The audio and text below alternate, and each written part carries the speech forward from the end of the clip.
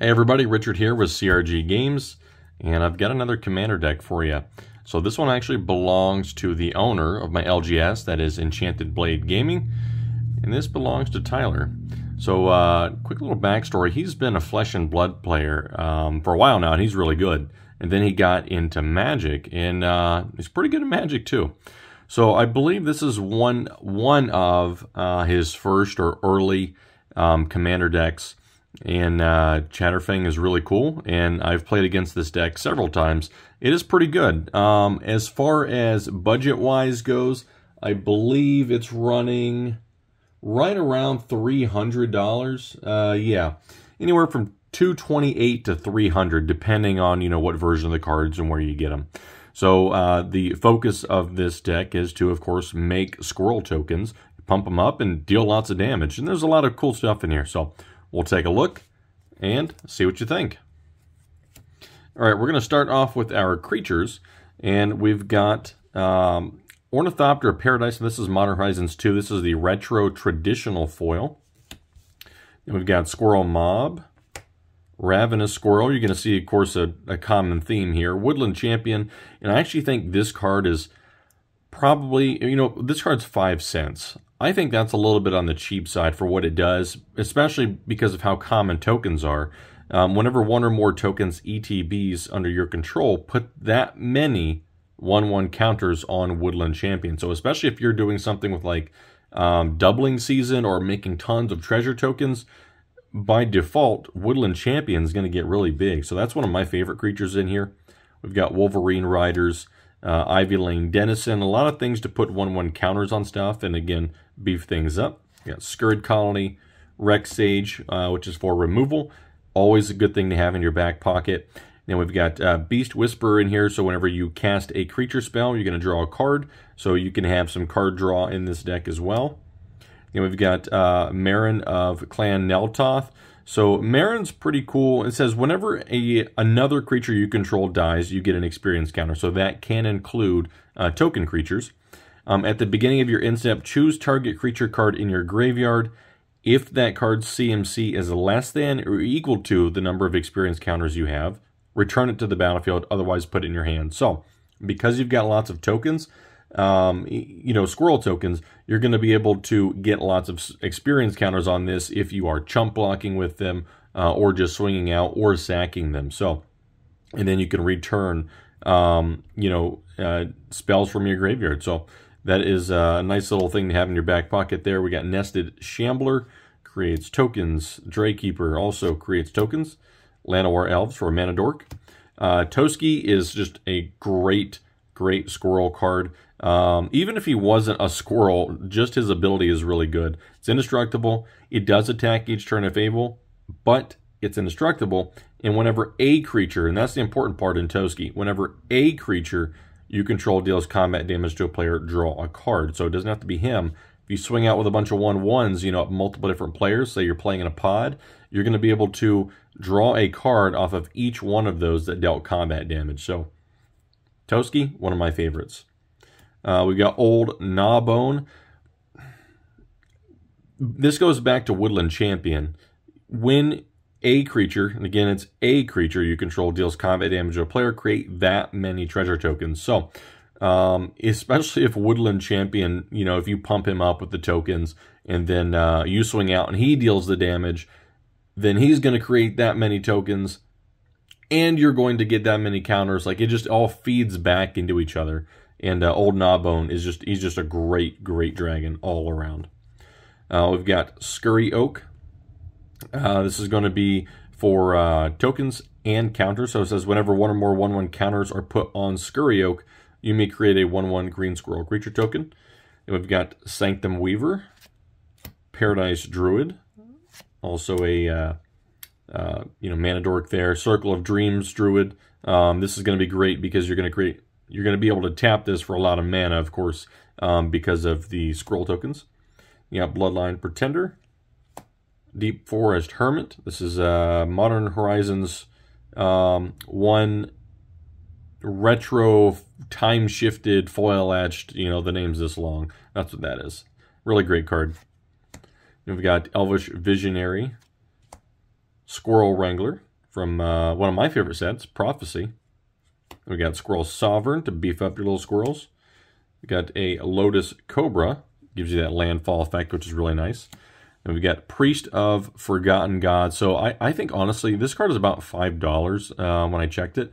Priest of Forgotten Gods. This thing is, for 2 mana, this thing is strong. Tap to sack 2 other creatures. That's fine. You got plenty of tokens. Any number of target players each lose 2 life and to sacrifice a creature. You add 2 black mana and draw a card. I love this card. I love the effect of it. This could see play in all different kinds of things. And if I'm not mistaken, it does only have 1 printing, and that is in this set, which is Ravnica Allegiance.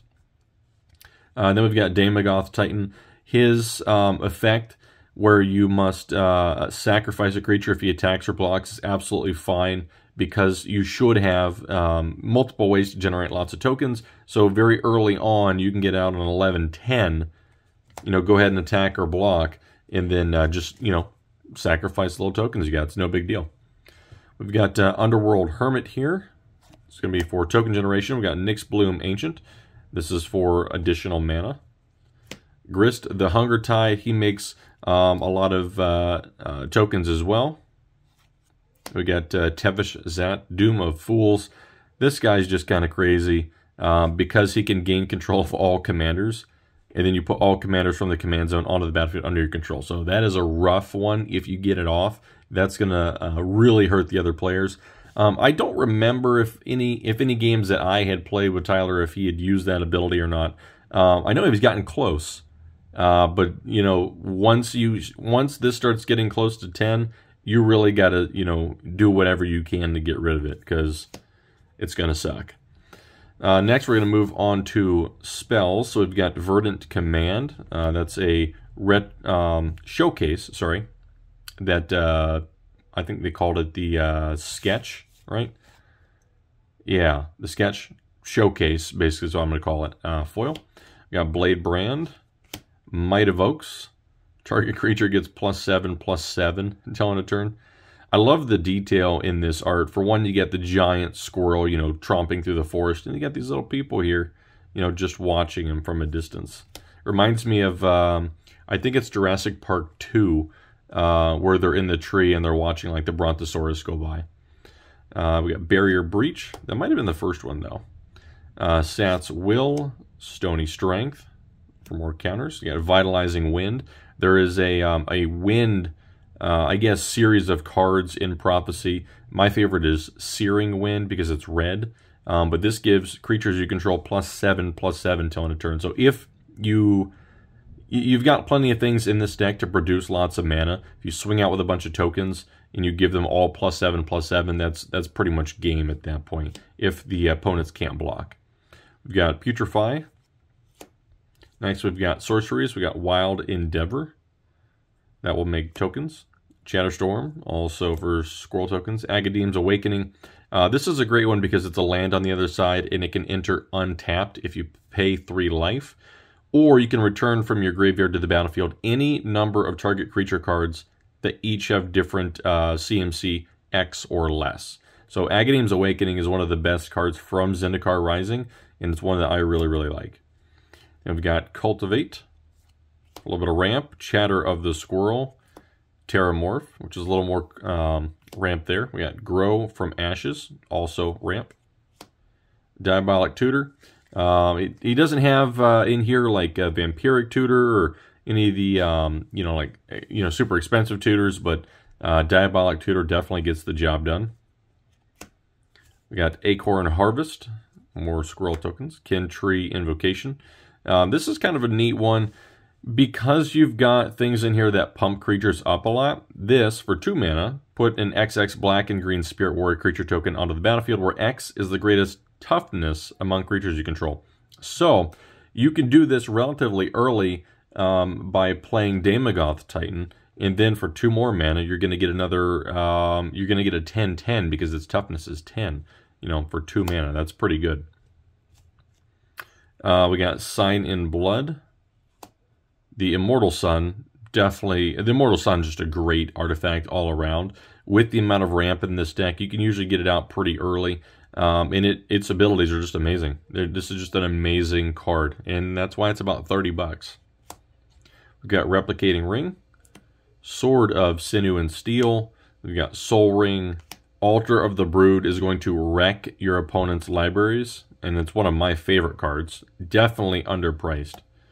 Sword of Hearth and Home, Heraldic Banner. We got Swiftfoot Boots, Bolas' Citadel, and you've got a Chitter Spitter. Moving on, we've got Kenrith's Transformation. It's a great one to shut down in a creature on an opponent's side of the battlefield. And you've got Colossification. Always thought that was pretty neat. Squirrel's Sanctuary. Creates more tokens. Kaya's Ghost Form. Whenever it dies, whenever enchanted permanent dies or is put into exile, return that card to the battlefield under your control. So this is kind of a neat one, because if you were to, let's say Tevesh Zat, let's say you were going to use its neg 10, but if you had Kaya's Ghost Form attached to it, you would be able to return that to the battlefield under your control. And then because it has changed zones and it comes back to the battlefield, you can use its ability again. So that's kind of a neat one. I'm 99% sure that is correct. If it is not, please let me know in the comments. But I'm fairly certain once a card changes zones, it's treated as a new permanent.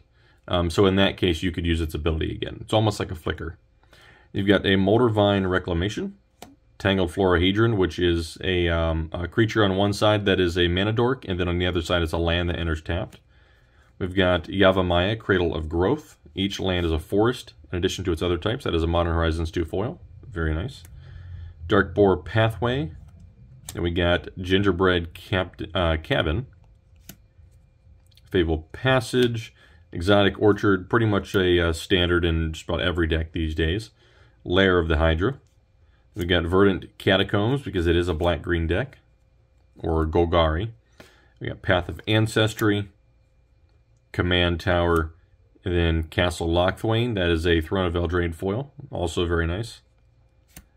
A single snow-covered forest, and then we've got 11 swamps total and 11 forests total. So this deck is really fun to play, and it's fun to play against too. Creating squirrels has always been kind of like, I don't know, it's like almost meme territory with all the different versions of squirrels, the giant squirrels, the little squirrels, the chitter spitter. You know, it's a fun archetype to play, a fun tribal deck to play, and Chatterfang is a fantastic commander to use. So I hope you guys enjoyed. If you have any questions, you can put them down in the comments. I'll do my best to answer those, and let me know if you like this deck or not. If you like the video, go ahead and hit the thumbs up. If you don't, hit the thumbs down. If you're not subscribed, I would appreciate if you did that. And until next time, I'll catch you guys later.